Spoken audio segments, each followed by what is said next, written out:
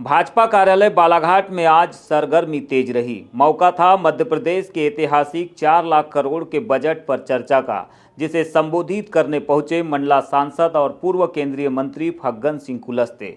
उनके साथ मंच पर बालाघाट सांसद भारती पारधी और भाजपा जिला अध्यक्ष राम किशोर कावरे सहित अन्य दिग्गज भी मौजूद रहे।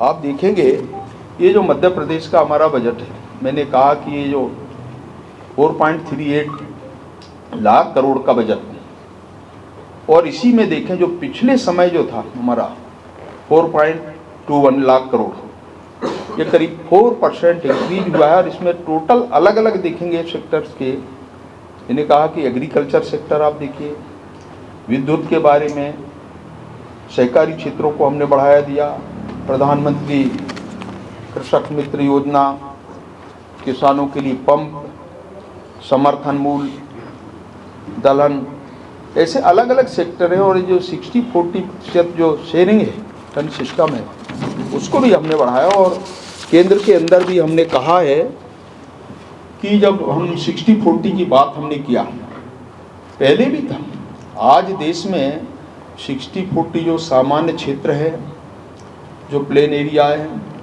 पहाड़ी क्षेत्र के अंदर हमने 90% और 10% का प्रावधान किया है।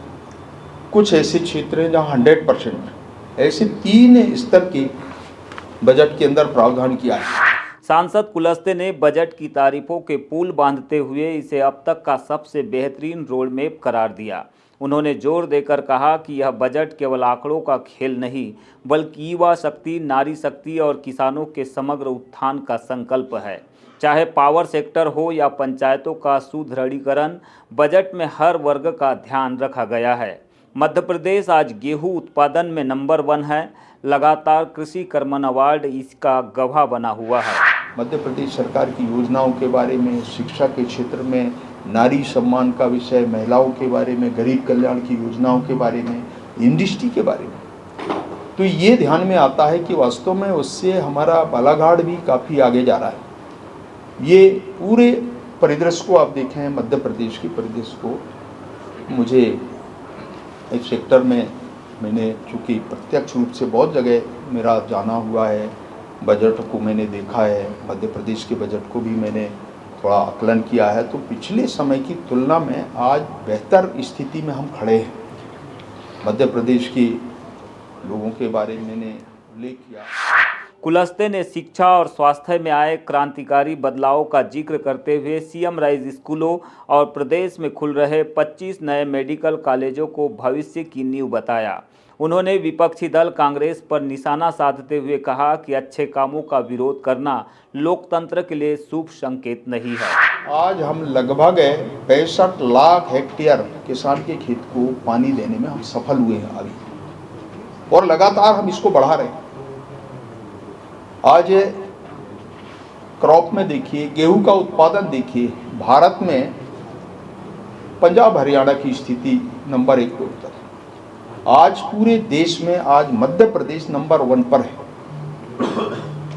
तो ये इसका उदाहरण आप देखिए कि मध्य प्रदेश जिस गति से आगे बढ़ रहा है एग्रीकल्चर सेक्टर में, ये इस बात का प्रमाण है। और लगातार मुझे लगता है कितने 5-6 बार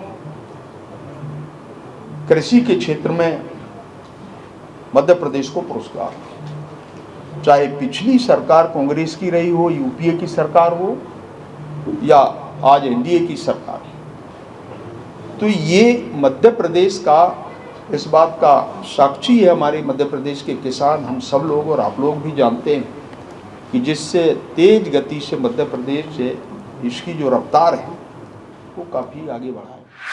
प्रेस वार्ता के दौरान बीजीटी मीडिया ने जब जनहित से जुड़े 2 महत्वपूर्ण सवाल दागे तो सांसद के जवाब चर्चा का विषय बन गए। जब पूछा गया कि 1,15,000 करोड़ के कृषि बजट के बावजूद चुनावी वादे के अनुरूप धान पर स्पष्ट बोनस का प्रावधान क्यों नहीं दिखा, तो कुलस्ते ने स्पष्टता से स्वीकार किया कि कुछ चीज़ें बढ़ी है और कुछ पर अभी काम बाकी है।